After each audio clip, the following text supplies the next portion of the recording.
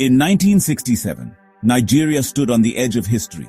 Africa's giant, the most populous country on the continent, almost shattered into pieces. Imagine this for a moment. One Nigeria, suddenly becoming three. Three nations, three flags, three different destinies. This wasn't just theory, it was real. The country was barely 7 years old, fresh from independence. On paper, Nigeria looked unstoppable. Oil in the delta, fertile farmlands in the north, bustling ports in the west. But under the surface, Britain had stitched Nigeria together, like a tailor sewing agbada without taking your measurements. The outfit never really fit. By 1967, the cracks had turned into chaos. Colonel Ojukwu declared the eastern region independent, the Republic of Biafra. A brutal civil war followed. But what if things played out differently? What if Biafra had survived? What if Nigeria actually split into three countries? Biafra in the east, Arewa in the north, and Oduduwa in the west? Think about it. Three capitals, three presidents, three armies, and three very different futures. Would West Africa today look like a thriving hub of powerful nations? Or would it be a battlefield of endless rivalries? And in 2025, would Nigerians be richer, freer, more united in diversity? Or poorer, weaker, and permanently divided? That is where our story begins.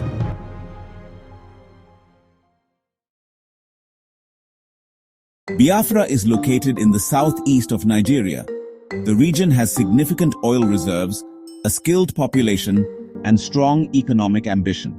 If Biafra had remained independent after 1967, it could have developed into a major oil-producing country in West Africa.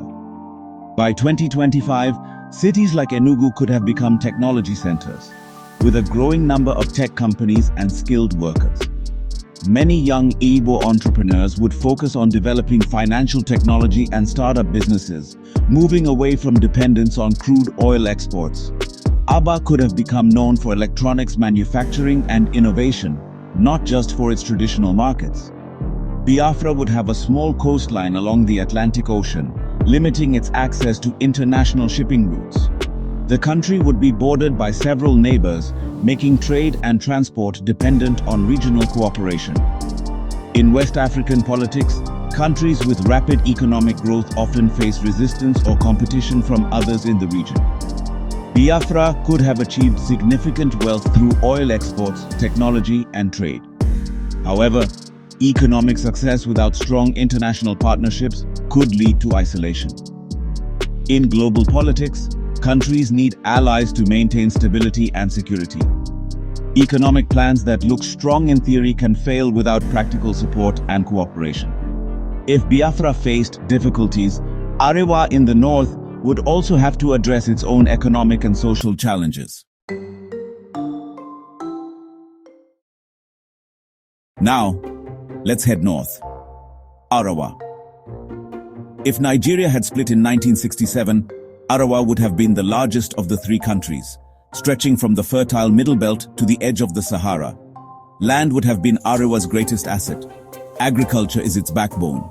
In 2025, Arewa could be feeding half of West Africa. Rice from Kebbi, onions from Sokoto, groundnuts from Kano, cattle from Kaduna, an agricultural superpower. But without oil, the story changes. While Biafra and Oduduwa earn billions from oil and ports, Arewa would depend heavily on crops. By 2025, with climate change creeping southward, desertification could swallow farms. Already, Lake Chad has shrunk by 90% since the 1960s. Imagine the pressure on farmers, the migration, the conflict over land and water. So Arewa could be big, but broke. A giant in size, but with an empty wallet. By 2025, GDP might lag far behind Biafra and Oduduwa, poverty higher, literacy rates lower, and politically, Arewa could lean heavily on Middle Eastern allies for support, strong in culture, strong in faith, but struggling to match its rivals' wealth. Arewa's destiny in this alternate 2025, feeding millions, but always at risk of hunger itself, a land of giants, standing on fragile ground. Oduduwa would take over Nigeria's southwest, comprising Lagos, Ogun, Oyo, Ondo, Ekiti, and Osun states. The crown jewel here is Lagos, Lagos accounts for over 20% of Nigeria's GDP today and has the highest internally generated revenue of any state. If Oduduwa were a sovereign nation since 1967, it would have built its economy with Lagos as a financial, commercial, and cultural center. Lagos is now, in 2025, home to more than 20 million people, 2 mega seaports handling about 70% of Nigeria's imports, and West Africa's busiest international airport. Also propelling growth would be cultural industries. Lagos is home to Nollywood, the world's second largest movie industry by production. Afrobeats artists like Wizkid and Davido hail from here as well. In an Oduduwa republic, these industries would probably be regarded as national exports and generate billions in entertainment, media, and tourism. But Oduduwa would also have serious problems. Lagos is beset by overcrowding, poor infrastructure, and some of Africa's worst traffic jams. The southwest also relies on power from the national grid that has been unstable for decades. As a sovereign nation, Oduduwa would have to fund housing, power, and transport by itself.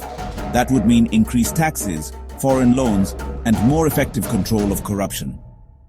By 2025, Oduduwa would probably be the richest of the three nations.